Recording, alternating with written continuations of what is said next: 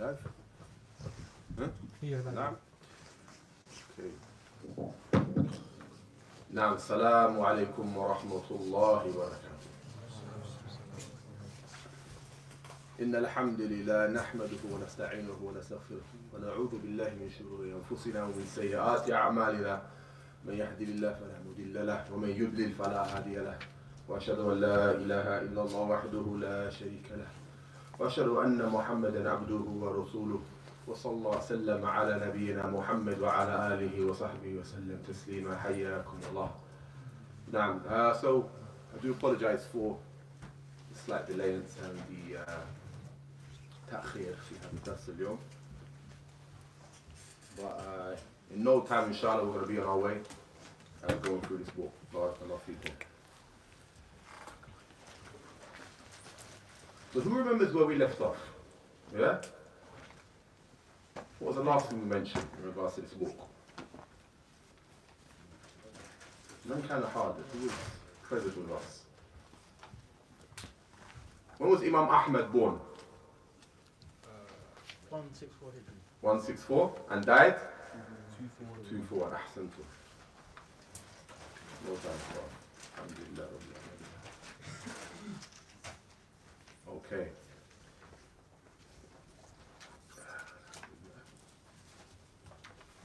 So I believe the last thing we spoke about was Julus.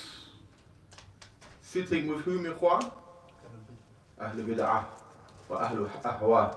The people of innovation and desires. Okay, so we didn't quite finish that, but we're going to go into it. And we're going to make mention, Shay, Jadir, the Dhikr. It's worth mentioning some of the reasons for deviancy. And something Shaykh Al-Albani, rahmatullah alayh, has advised with. It's kharij ala al-kitab, so outside of the book. Yeah? So he goes on to say, as I'm sure you all remember, so this is a situation and a reality that is known to many. Yeah, Shaykh Rabi' Hafidhullah, he mentions that many people have tried to effectively advise the people of innovation, but they themselves fell into innovation in doing so. And one of the main reasons is because this person is deluded, in a sense. Ghurur al-nafs. He believes that because of his knowledge, his ilm, and that which he's attained from fiqh, he now sees himself fit for the job and forgets that he can likewise fall into the same things in which he was once warning from. Yeah? So Shaykh Al-Albani, he goes on to say, and this is years ago, look, subhanAllah, Silsilat al-Huda wa Noor, it's a tape, which is 861. قال الشيخ الألباني رحمه الله آفات الشباب المسلم في عصر الحاضر. So the disease, epidemic amongst the Muslim youth these days, in our current time, yeah, in this present age, he goes on to say, هو أنهم لمجرد أن يشعروا بأنهم عرفوا شيئا من العلم. Is that because they happen to feel as if they learned something of knowledge. So these people, these shabab, let us say from this, that they happen to feel as if they felt or they came to believe they have learned something from knowledge, علم. لم يكونوا من قبل على علم به. They were not previously aware of. And so they came to know a knowledge that they were not previously aware of. رفعوا به رؤوسهم وظنوا أنهم قد أحاطوا بكل شيء علما. Yeah? They raised their heads, رؤوسهم, and they thought that they have, or happen to, encompass everything from knowledge. فسلط عليهم الغرور والعجب. Yeah? فتسلط عليهم الغرور والعجب. So self-delusion and self-amazement gained control over them. Yeah? Gained mastery over them. Yeah? They became somewhat deluded. And these things that led them to somewhat go astray is because self-amazement, yeah? Self-amazement and self-delusion fell upon them. Yeah, well, I'll save this from this. And this is one of the reasons why some people, unfortunately, given a certain amount of time within deen, they happen to fall into the traps of Ahlul Bid'ah and the Hizbis. So it's important that while we're aware of this, I just thought I'd bring that. Abu Khadija, he mentioned this on his website or his blog. Now, so in continuation to where we left off, وَالْجُلُوسُ مَعَ أَصْحَابِ الْأَحْوَاءِ, sitting with the people of desires. يعني يحتج على ذلك وإذا رأيت الذين يخوضون في آياتنا فأعرض عنهم حتى يخوضوا في حديث غيره. So Allah subhanahu wa ta'ala has mentioned, so if I want to prove, to establish the principle not sitting with the people of desires, he brings it. So there's a title here, and then he brings the evidence for this. This is a statement of Allah subhanahu wa ta'ala. And when you, O Muhammad sallallahu alaihi wasallam, and when you, O Muhammad, see those who engage in our communications, our verses, and it happens to be a false communication, a false conversation about our verses, فَأَعْرِضَ عَنْهُمْ فَأَعْرِضَ عَنْهُمْ حَتَّى يَخُوضُوا فِي حَدِيثٍ غَيْرِهِ. So withdraw from them up until they enter upon a different speech. And this is one of the proofs, some of the ulama have mentioned, that one can withdraw from Ahlul Bidah, this being it. فلا تقعد معهم فلا تقعدوا معهم لأن هؤلاء يخوضون في كتاب الله ولا يقولون على الله بغير علم ويقولون على الله بغير علم. So he goes on to say, do not sit with them because these people engage about the verses of Allah subhanahu wa ta'ala and they speak without knowledge. على غير علم. فالبدع قائمة على الخوض في دين الله والخوض في كتاب الله ونسبة هذا الباطل إلى كتاب الله وإلى سنة الرسول فيجب مفارقته. نعم.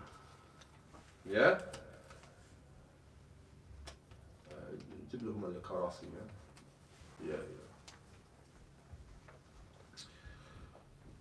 So he goes on to say, innovation is based both upon false conversations surrounding Allah's religion and His book, also by ascribing this falsehood, this batil, to the book of Allah and the Sunnah of Allah's Messenger, peace be upon him. Therefore, it's obligatory to withdraw from them. فَأَعْرِضَ عَنْهُمْ. Withdraw from them. حتى يخوضوا في حديث غيره. والرسول كما قرأنا, and as the Prophet peace be upon him, as we just read, فإذا رأيت الذين يتبعون ما تشابه منه وأولئك الذين سمى الله فاحذرهم. So, as we've just read, the Messenger said, if you see the one following that which is not clear from it, then they are the ones whom Allah has mentioned, so be aware of them. And Shaykh Ubaid, Hafidhullah, has mentioned, أهل بدعة يدخلون على الناس ويتركون أهل بدعة يدخلون على الناس بآيات ويتركون البيان. So the people of innovation, they enter upon the people with the verses of Allah subhanahu wa ta'ala, but they leave off the bayan, the explanation. They leave off the bayan, the explanation. And another verse, as we all, I'm sure we know, وقد نزل عليكم في الكتاب أن إذا سمعتم آيات لا يكفر بها يستهزأ بها فلا تقعدوا معهم حتى يخوضوا في حديث غيره. So Allah subhanahu wa ta'ala has revealed, and it has come to you in the book, that when you hear the verses of Allah subhanahu wa ta'ala recited and being disbelieved in and mocked and denied and ridiculed, do not sit with them until إنكم إذا مثلهم إن الله جامع المنافقين والكافرين في جهنم جميعا. So he goes on to say, do not sit with them until they enter into another conversation. Indeed, you would then be like them. Even مثلكم. Indeed, Allah will gather the hypocrites and the non-Muslims, the kuffar, in Jahannam altogether. Allah save us from this. So he goes on to say, يكون أناس في أمتي يأتونكم. يكون أناس في أمتي يأتونكم بما لم تعلموا أنتم ولا آباؤكم فإياكم وإياهم. So he goes on to say, the hadith is a Muslim. There will be a people that will come to you all, and they will come to you with that which neither you knew or your forefathers knew of. So be aware of them, be aware of them. هذا أيضا من النصوص المحذرة من مجالسة أهل البدعة. And likewise, this is from the very text which we have, which prohibits and warns us from sitting with the people of innovation. هناك أناس أهل جهل مخدوعون وأنت عندك العلم وعندك حجة وبرهان. So basically, the ignorant people may be fooled by their misguidance. Yeah? As for you, you have knowledge, evidence, and proof. تدعوهم إلى الحق وتبين لهم فهذا لا بأس به. Yeah, so you call them to the truth and you explain to them. There's no harm in this. Obviously, be aware of debating the Qur'an. أما أن تجالسهم على سبيل المخادنة والمصادقة والمحبة والعشرة والصحبة وما شاكل ذلك فهذا خطأ يجر إلى الضلال. So he goes on to say, there's no problem inviting them to the truth, to clarify that which is correct. But to sit with them, establishing love and friendship, and just socializing with them, this is something else. هذا خطأ. This is erroneous, this is not correct. هذا يجر إلى الضلال. This draws one to misguidance upon. So I should have read this as well, Ikhwan.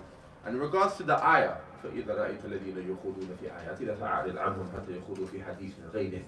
Abdurrahman al-Sa'di has mentioned his tafsir, and this is important because khawd means to literally embark, enter upon. But what's the understanding? What's the Quranic understanding in regards to al-khawd?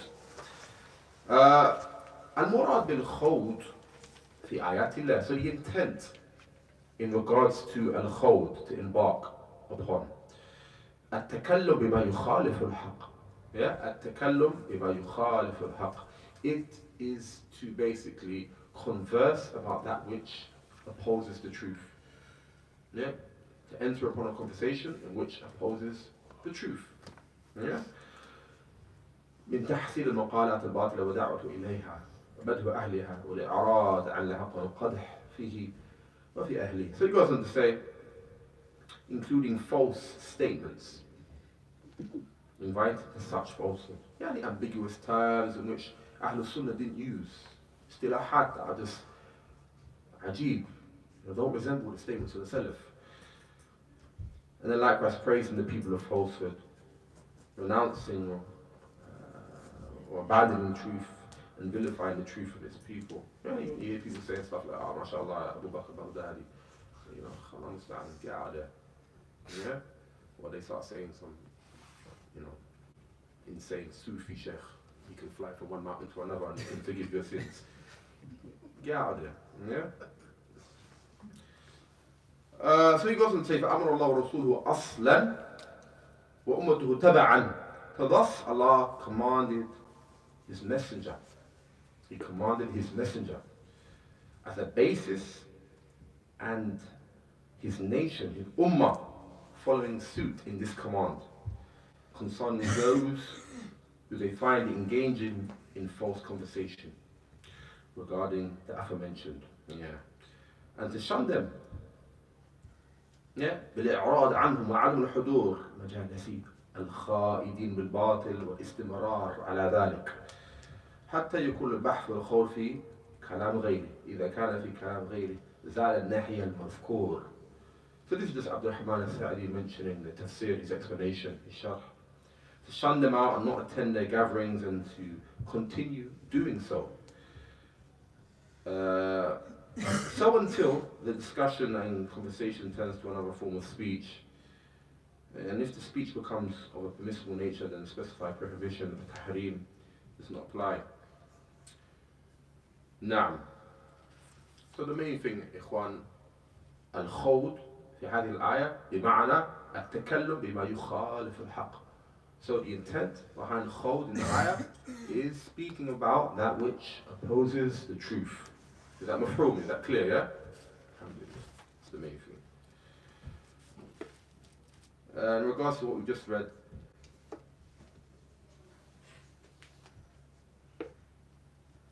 ويجب على العاقل أن يتجنبه. وقد حذر من ذلك بعض الصحابة كابن عباس وبعض أئمة التابعين كأيوب السختياني وابن سيرين رحمه الله جميعا.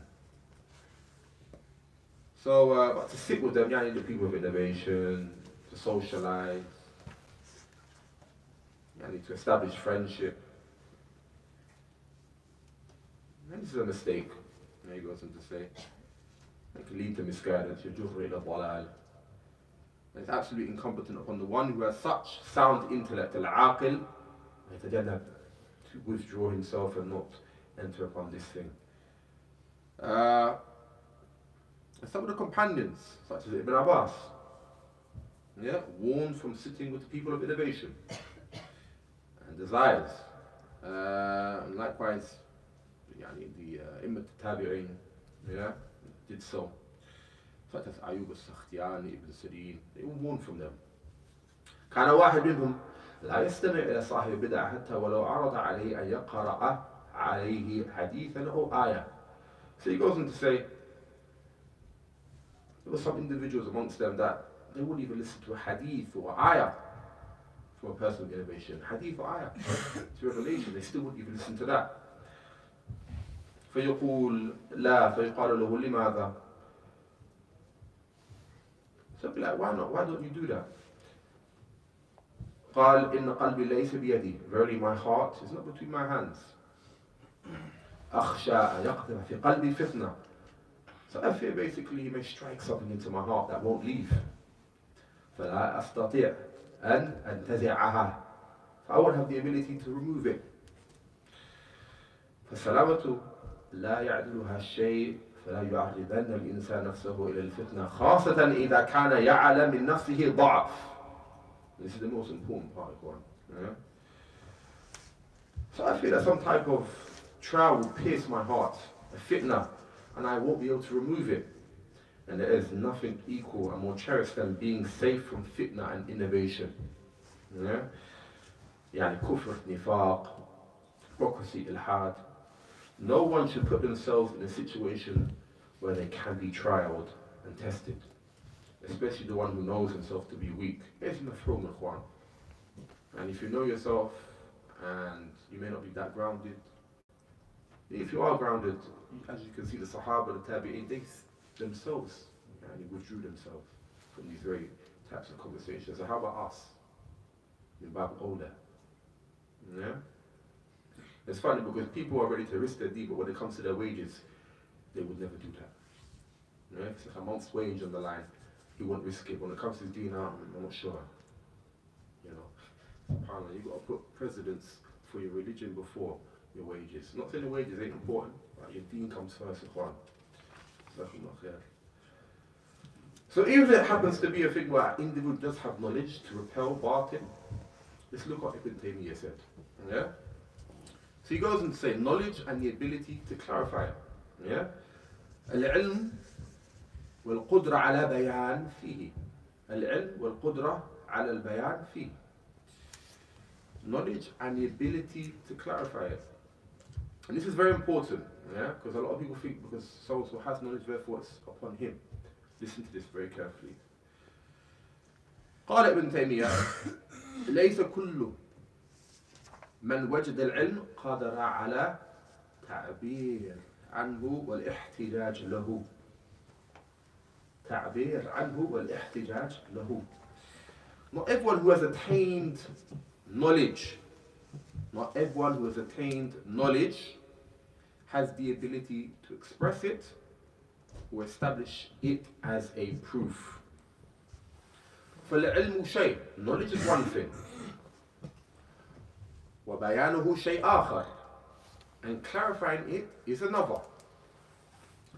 والمناظرة عنه وإقامة دليله شيء ثالث والجواب عن حجة. So knowledge is one thing and clarifying it is another. Likewise, arguing to defend it as well as establishing the proof therein is a third issue. And rebutting the proof of a person who opposes it is a fourth.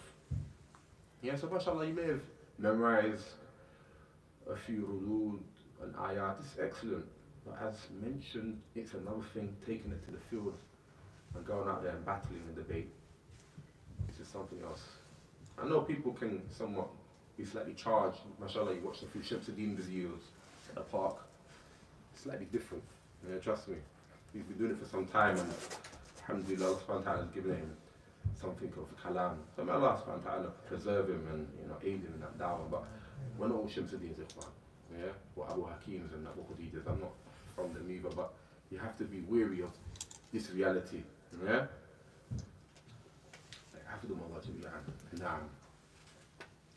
So now we're going to move on to our topic of today, bi'idhnillah.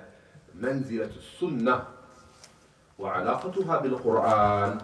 منزلة السنة وعلاقتها بالقرآن. The status of the Sunnah and its connection in regards to the Qur'an. Its relationship in regards to the Qur'an. The status of the Sunnah and its relationship with the Qur'an. It's a new title. Very important one as well. مهم جدا. Very, very important. والسنة عندنا آثار رسول الله صلى الله عليه وسلم والسنة تفسر القرآن. So, the Sunnah is with us and it is the narrations of the Prophet Muhammad, peace be upon him. The Sunnah تفسر القرآن. The Sunnah explains the Qur'an. It explains the Qur'an. وهي دلائل القرآن وليس في السنة قياس ولا تدرك لها الأمثال ولا تدرك بالعقول ولا أحواء إنما هو اتباع وترك الهوى. So it is the tafsir, the clarification of the Qur'an, يعني the Sunnah. And there is no analogy in the Sunnah. An example should not be placed before it. It is not reached by way of intellect or desires. Rather, it is following and leaving off desires, tarkul hawa. And as we mentioned before, I don't believe we mentioned, hawa, linguistically, lughatan, is, it's mentioned in Ibn Faris, Maqais, اللغة. الأصل الصحيح يدل على خلو والسكوت. خلو والسكوت. Meaning, linguistically, hawa takes the meaning of something that is khulwin, basically a downfall of something, or sukut, something that drops. As Ibn Qayyim has mentioned, istilahan, in terms of the terminology of the shar, hawa means basically ميل الطبع إلى ما يلائمه. ميل الطبع إلى ما يلائمه. Meaning, when someone inclines to do that which he wishes. Yeah? When someone basically does whatever he wishes to do. ميل الطبع إلى ما يلائمه. Yeah? That's what it means. Yeah? إلى ما يلائمه. نعم. يقول والسنة عندنا آثار رسول الله. So, as mentioned in the actual text, the Sunnah is with us and it is the narrations of the Prophet Muhammad, peace be upon him. وما هي السنة؟ يقول آثار رسول الله يعني أقواله وأفعاله وتقريراته. So, what is the Sunnah?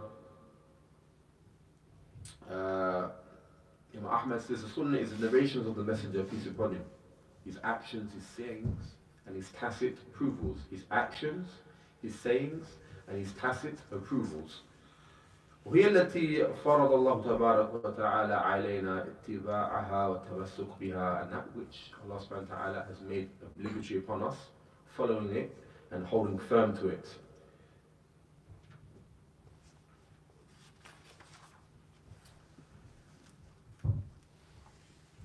قال يبين منزلة السنة وعلاقتها بالقرآن. So Imam Ahmad clarifies and explains its connection with the Qur'an. He explains its connection with the Qur'an. والسنة تفسر القرآن وهي دلائل القرآن فالسنة تبين القرآن. So it's a clarification, it's tafsir for the Qur'an. As Allah subhanahu wa ta'ala mentioned in His noble book, وَأَنزَلْنَا عَلَيْكَ الذِّكْرَ لِتُبَيِّنَ لِلنَّاسِ مَا نُزِّلَ إِلَيْهِمْ. وَأَنزَلْنَا إِلَيْكَ الذِّكْرَ لِتُبَيِّنَ لِلنَّاسِ مَا نُزِّلَ إِلَيْهِمْ. And we have also sent down unto you the reminder. We have sent down unto you the reminder and the advice, so that you may explain clearly to men what is being sent down to them. Surah An-Nahl, verse 44. فَإِن تَنَازَعْتُمْ فِي شَيْءٍ فَرُدُّوهُ إِلَى اللَّهِ وَالرَّسُولِ. And if you happen to have a dispute amongst yourselves, then refer it back to Allah and the Messenger. رد إلى الله إلى كتاب الله ورد إلى الرسول رد إليه في حياته وإلى سنة بعد وفاته فهي مرد الناس ومرجعهم هي والقرآن على حد السواء وهي في الاحتجاج في أبواب العقائد والأحكام والحلال والحرام وسائر شؤون الدين هي مرجع كالقرآن. So to return a dispute back to Allah is to return it back to the book of Allah, the Qur'an. To return it to the Messenger is to return it directly to him in his lifetime. It is to return it, but after his death, it is to return it to the Sunnah. For indeed the Sunnah is a source for mankind, a reference, and just like the Qur'an, the Sunnah can be used as proof in issues of creed, belief, legislative rulings, halal, haram, and all other affairs of the religion. Indeed, it is a source like the Qur'an. And also Allah subhanahu wa ta'ala has made mention of the Sunnah in His noble book. وَأَنزَلَ اللَّهُ عَلَيْكَ الْكِتَابَ وَالْحِكْمَةَ وَأَنزَلَ اللَّهُ عَلَيْكَ الْكِتَابَ وَالْحِكْمَةَ. Allah subhanahu wa ta'ala has revealed to you the book and the hikmah, the wisdom, which is the Sunnah. Which is the Sunnah. وَمَا آتَاكُمُ الرَّسُولُ فَخُذُوهُ وَمَا نَهَاكُمْ عَنْ فَانْتَهُوا. And that which the Prophet, peace be upon him, has given you, then take it, and that which he has forbidden you from, then abstain from it. ولهذا كان السلف إذا ورد على أحدهم سؤال في عقيدة أو غيرها يجيب بما يسبق على ذهنه من نص قرآني أو نص نبوي. لا تفرقة في ذلك، وسيأتي مثال ذلك من موقف عمر وموقف أبي بكر وموقف ابن عمر وغيرهم من الصحابة. For this reason, if a question was posed to the early generation of Muslims pertaining to creed or anything other than that, they'd respond based on what came to their mind using either a verse from the Qur'an or a hadith or a narration from the Sunnah, not separating between the two. An example of this will come later on from the situation involving Umar, Abu Bakr, Ibn Umar and other companions. وهي دلائل القرآن فتبين مجملة وتفصل مجمل، توضح المبهم وتقيد مطلق وتخصص العام وتبين لنا الصلاة وأوقاتها أعدادها تفاصيلها، ماذا نقرأ فيها، ماذا نقول في الركوع، ماذا نقول في السجود، كل هذا من السنة. So it clarifies the Quran. هي دلائل القرآن. It clarifies the Quran. The prophetic Sunnah clarifies and gives details of that which is general from the Quran. It clarifies the ambiguous. It restricts the unrestricted and specifies that which is general. And the Sunnah offers us details about the Salah, its times, its description, its frequency, and what we should recite. What did the Prophet ﷺ recite in Salat al-Fajr, for example? The Qur'an isn't explicit about what he did in Salat al-Fajr, like how he recited, or for Salat al-Maghrib. All of this is found in the Sunnah. كل هذا يعني في السنة. فالله يقول أقيموا الصلاة وآتوا الزكاة. Allah subhanahu wa ta'ala has mentioned establish the prayer and give charity. ويكثر من ذلك والسنة بينت ذلك وفصلته وهي دلائل وبيانات وتوضيحات المجملات للقرآن وتخصيصات لعموماته وتخصيصات لعموماته وتقييدات مطلقة فهي تفسر القرآن كما قال هذا الإمام وهي دلائل القرآن أيضا كما قال رحمه الله. Allah says, establish the prayer and give the charity. The Sunnah clarifies this verse. Thus, the Sunnah gives clarity and details to that which, in general, happens to be in the Qur'an, specifying and restricting that which is not specific, as Imām Ahmad said. And the Sunnah is a tafsir of the Qur'an. وَلَيْسَ فِي السُّنَّةِ قِيَاسٌ وَلَيْسَ فِي السُّنَّةِ قِيَاسٌ. There's no analogy within the Sunnah. There's no analogy within the Sunnah. ليس في دين الله قياس. So it says there's no analogy in the religion of Allah subhanahu wa ta'ala.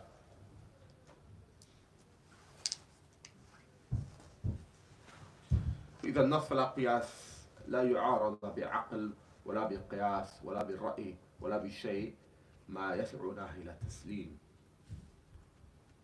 So, in the presence of a text, there's no analogy, there's no qiyas. If you have a text present, we don't say, I'm going to make a qiyas. No, the text is given precedence to.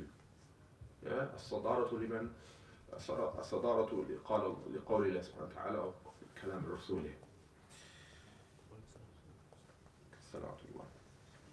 So we have no choice but to accept and submit. As Allah subhanahu wa ta'ala mentioned in his Qur'an, فَلَا رَبِّكَ As Allah subhanahu wa ta'ala has mentioned in his Qur'an, فَلَا رَبِّكَ لَا يُؤْمِنُونَ حَتَّى يُحَكِّمُوكَ فِي مَا شَجَرَ بَيْنَهُمْ ثُمَّ لَا يَجِدُوا فِي أَنفُسِهِمْ حَرَجًا مِمَّا قَضَيْتَ وَيُسَلِّمُوا تَسْلِيمًا. But no, by your Lord, they can have no true faith up until they make you a judge in all disputes and find within themselves no haraj, no restraint against your decisions, and accept this with full submission. Accept this with full submission. فبعض الناس يغلو في القياس إلى درجة أن يرد بها النصوص. Some people, they go to the extreme extent of basically using analogies. Using analogies even with the presence of a text. ويقول هذا النص مخالف للأصول هذا النص مخالف للقياس فغلوا في القياس. So they say this text opposes the fundamentals, and this text opposes the usage of analogy, falling into extremes in the issue of this very offensive field. And as you know, Ikhwan, the usul are to refer back to the text. And obviously the usul are different, but the real usul that I found in the Qur'an and Sunnah is to give precedence to the text, the nas.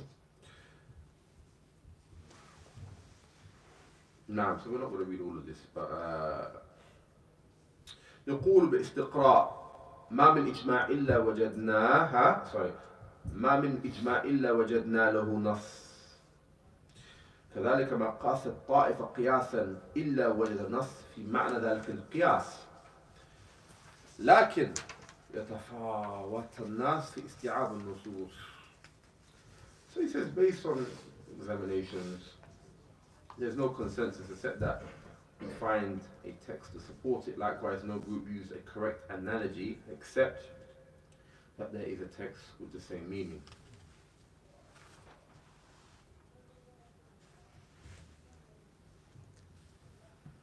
وقليلا هم الذين استوعبوا النصوص مثل الإمام أحمد رحمه الله أو قارب استيعابها، ولهذا تجد عند كثير من العلماء قياسات صحيحة هداهم الله إلى القياس الصحي، ولكن لو توسع في دراسة السنة لوجد أن هناك نصا من الشارع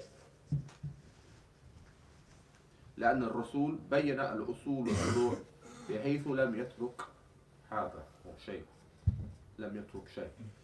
So only a small amount of people understood the text of Imam Ahmad or even came close to his understanding.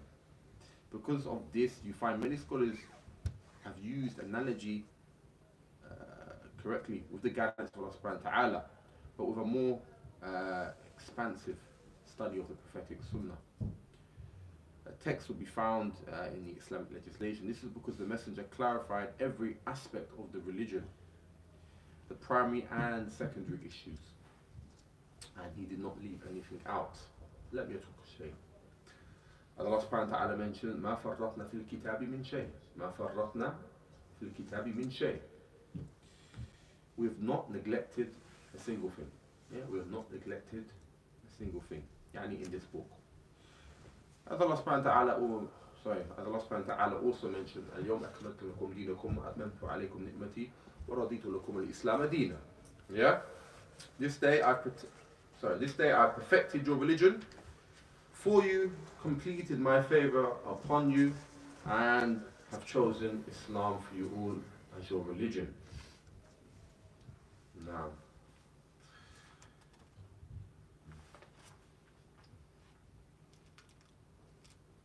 so we're going to skip another part as well because it's quite long. How much time have we done so far? 36 minutes. وعلى هذا حال الإمام أحمد كان شديدا في رد القياس، وكان ينكر كثيرا من الأمور التي يدعى فيها الإجماع، ينكر على من يقول المسألة أجمع عليها القوم. Hence Imam Ahmad was very stern in refuting the usage of analogy. He was very stern in refuting the usage of analogy. He used to refute many affairs where it was claimed there is a consensus. And likewise, he used to refute those who said that people have united upon such and such a saying. No way we're going to explain this one, man. يقول وما يدريك أن هناك اختلاف. He would respond by saying, how do you know there's an اختلاف? How do you know there's not a difference of opinion?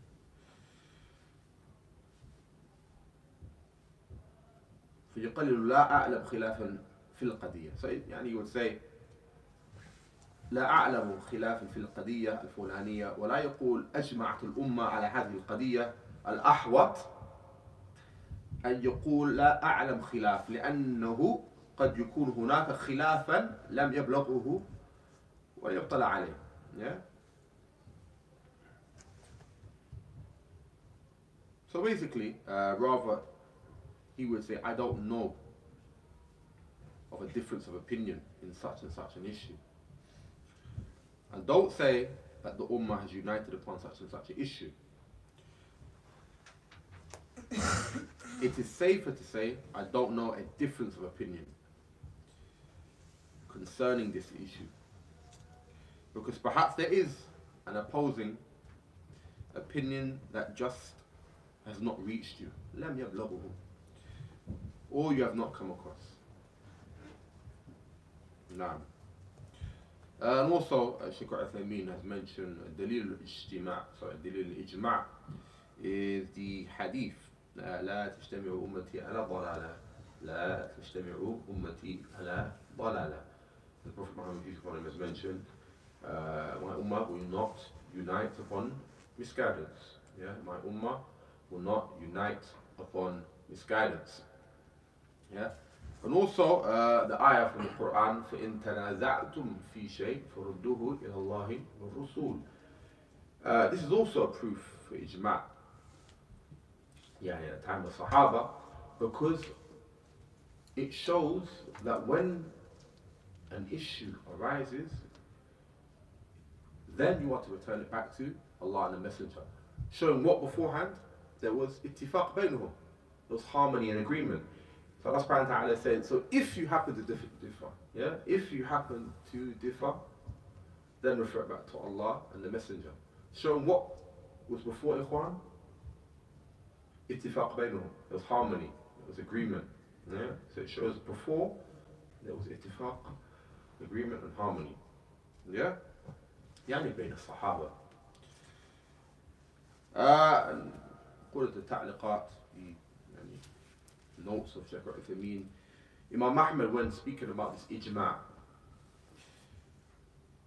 what he meant was actually it was hard for someone to claim ijma' after the Qur'an al-Thalath. The Qur'an al-Thalatha, after that, it was very hard, he's saying, to claim ijma'.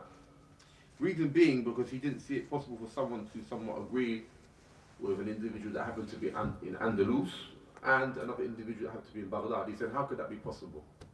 This is the ijma' he's talking about. The one that came after Qur'an al-Thalatha. The first 3 generations. قال ولا تضربوا لها الأمثال. قال ولا تضربوا لها الأمثال. إذا جاءك النص سلم. Imam Ahmad, he goes and say, so examples should not be put forth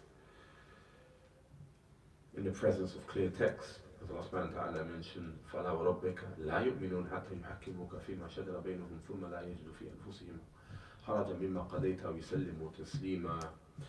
But no, by your Lord, they can have no true faith until they make you a judge in all disputes, and have no restraint in their hearts through your decisions, and accept them with full submission.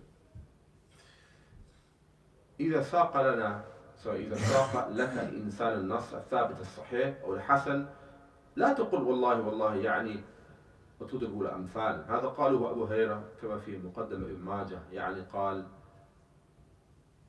على من أكل ما مسته النار الوضوء. So if someone narrates to you an authentic or sound hadith, do not say by Allah, and then begin to put examples beforehand. Abu Hurraira mentioned the same principle as it is found in the introduction of Sunnah in Majah. He said the wudu is legislated upon anyone who eats that which is the fire has touched. The hadith is Hassan Shaykh al-Bani has mentioned. روى هذا الحديث في الأمر بالوضوء مما مسته النار فقال له أحد الصحابة أرأيتم الحميم. So أرأيت الحميم يعني الماء الساخن أتتودع منه. So he narrated this hadith that commands the one who eats that which fire has touched to make wudu. At this point, one of the companions said, what about boiling water? Do I make wudu from it? قال يا ابن أخي إذا بلغ حديث رسول الله فلا تضربوا له الأمثال. سلم هذه قائدة بارك الله فيكم. Abu Hurraira said, O son of my brother, if a hadith from the Messenger of Allah reaches you, do not put forth examples, meaning it is not upon you except but to submit. And this is the key principle. May Allah bless you all. قال ولا تدركوا بالعقول ولا أهواء. يعني لا تدركوا بالعقول ولا الأهواء، تدركوا بالنقل. تريد السنة، تريد الهدى، تعلم، أدرس. وإذا جاءت السنة تفقه فيها، استخدم عقلك في فقهها. So he goes to say, it is not reached with intellect or desires. It is not reached with intellect or desires. Rather, it is only reached by narrations. If you desire the Sunnah and you desire guidance, Huda, then it's a must that you study and learn your religion.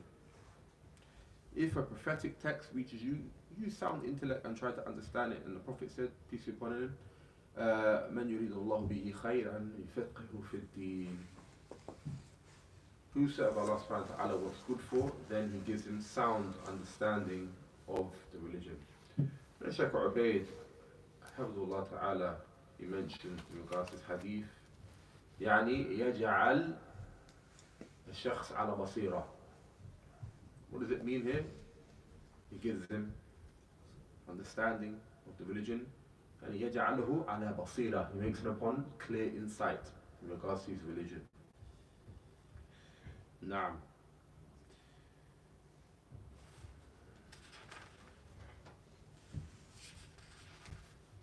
Only got a little bit left, alhamdulillah.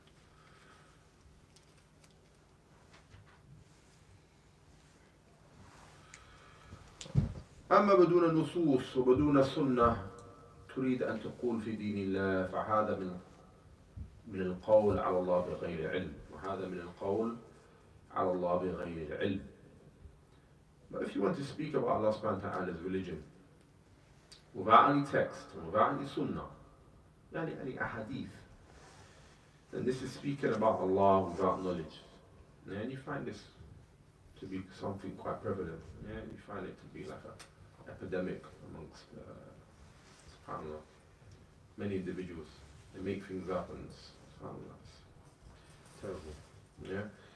And then he brings the ayah, قل إنما حرم ربي الفواحش ما ظهر منها وما بطن والإثم والبغي بغير حق وأن تشركوا بالله ما لم ينزل به سلطانه وأن تقولوا على الله ما لا تعلمون. Say, O Muhammad sallallahu alaihi wasallam, the things that my Lord has indeed forbidden, great evil sins, every kind of unlawful sexual intercourses or whether committed openly or secretly, sins of all kinds, unrighteous oppression, joining partners of Allah for that which He has given no authority, and saying things about Allah of which you have no knowledge. فلا بد للمسلم من توقيف العقائد والإيمان. وش عندك؟ So he goes on to say, this is an absolute must that the Muslim does not move and make decisions or take positions in affairs of creed without evidence. فلا بد للمسلم من التوقف في العقائد في العبادة في الحلال والحرام في أمور الدنيا اجتهد. So make decisions or take positions in affairs of creed, worship, halal, haram, except with a text. Don't take a position within this religion except with a text, inshallah. The Imam Ahmad, in famous statement, he mentioned إياك أن تتكلم في مسألة ليس لك فيها إمام. إياك أن تتكلم في مسألة ليس لك فيها إمام. He said, Imam Ahmad, be aware that you speak about an issue in which you have no Imam who preceded you. You find people that are making statements left, right, and all over the place, but they have no Imam in this. It's just them on their own. He brings the hadith, أنتم أعلم بأمور دنياكم. You know best concerning your worldly affairs. الأصل في الدين تحريم إلا ما أذن فيه الشارع. الأصل في الدين تحريم إلا ما أذن فيه الشارع. So the principle in regards to religion, ikhwan, is that when it comes to ta'abbud, worship, it's haram until proven halal. We don't worship Allah subhanahu wa ta'ala except with proof, text, nas. You can't make something up and say, oh, I need a nas to tell me I can't do it. You can't come and say, wait a minute, I'm going to pray like this because I feel like it, up until you bring a text saying I can't do it. No, the asl is you have to have a text in order to do what you do in worship.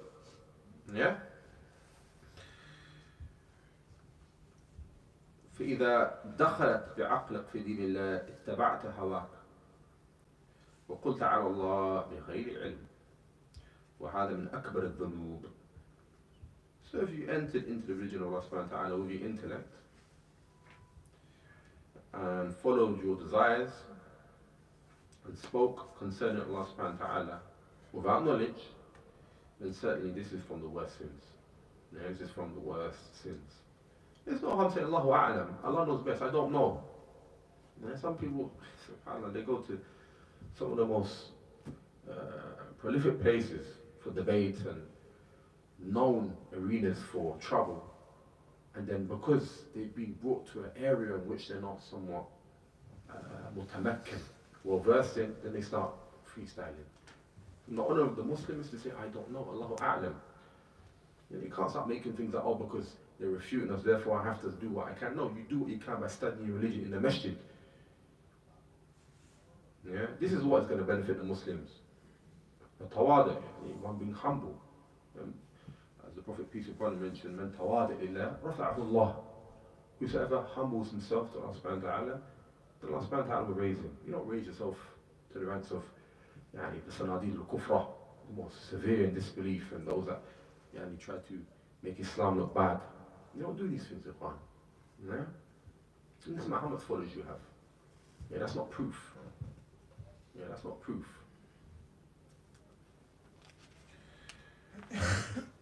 نعم.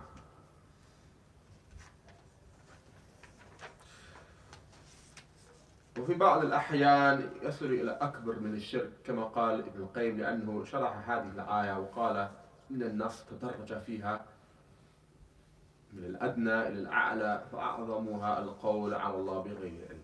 القول على الله بغير علم أعظم من الشرك لأنه يدخل فيه الشرك إلى الشرك وغيره من أقوال أهل الباطل وأهل الضلال. So sometimes it is even greater than shirk. As Ibn al-Qayyim stated while explaining the verse, قُلْ إِنَّمَا حَرَّمَ رَبِّي, this ayah. This verse moves gradually from the lowest to the highest. It moves gradually from the lowest to the highest. Al-adna ila al-a'la. So the greatest is to speak about Allah subhanahu wa ta'ala without knowledge. The greatest is to speak about Allah subhanahu wa ta'ala without knowledge. And this is greater than shirk, as he goes on to mention. Because it includes shirk and other than it. Indeed, shirk is not except from the statements of the people of falsehood and misguidance. Yeah? فالحذر الحذر من التكلم في دين الله بالهوى اغترارا بالعقل والذكاء والفهم وإنما الفقه في هذا النص كما هو الشأن في الصحابة والتابعين كما قال هنا إنما هو اتباع وترك الهوى إنما هو اتباع وترك الهوى. Therefore, be extremely cautious, likewise for myself, of being deceived by your intellect and so-called intelligence and understanding, ذكاء وفهم, leading you to speak about Allah subhanahu wa ta'ala's religion based upon desires. Rather, to truly understand these texts, these nusus, is to do as the companions and their successors have done, which is basically following and leaving off desires. Following and leaving off desires. And this is a very important point, Ikhwan. And you're going out and debating with no knowledge, without any asas, without any basis in tawheed. And then saying, yeah, I know I kind of lost, but it's alright for me. Why is it right for me? Because I don't get shubahat. Okay, what about other 100,000 people watching? But that, he said that to me. I heard it. He said, I don't get shubahat. I know I didn't quite win, but I didn't get shubahat. Okay, what about other people watching? And then he's like, oh, so you forgot about that, didn't you? That's why you have to bring back the ikhlas, being humble. Yeah? These are very important things. It might be okay for you because you go home and study and wherever it may be, but what about the army? What about that commoner? What about the guy who works in Tesco's? What about the guy that chops up meat? He doesn't understand his religion that well, but now, because of you entering into a debate and him seeing it, he now has a shubha. Yeah? Obviously these things happen, but if you can avoid it, avoid it. Do as what the text says. Stay away from these things. Learn your religion, ikhwan. Likewise myself. So he goes on to say, يعني لا تسليط العقل على دين الله ولا تسليط الهوى وإنما هو اتباع وترك الهوى الحمد لله رب العالمين. So do not allow one's intellect, one's own desire to take control over the religion. Rather be one who follows, leaving off desires and submitting to Allah, the Lord of all worlds. وصلى الله وسلم على نبينا محمد وعلى آله وصحبه وسلم. So بارك الله فيكم. We'll end it there. I do apologize for any mistakes, and بإذن الله الأسبوع القادم, next week we'll carry on where we left off. We'll carry on بإذن الله. Yeah, jazakumullah khair. Sallallahu alayhi wa sallam.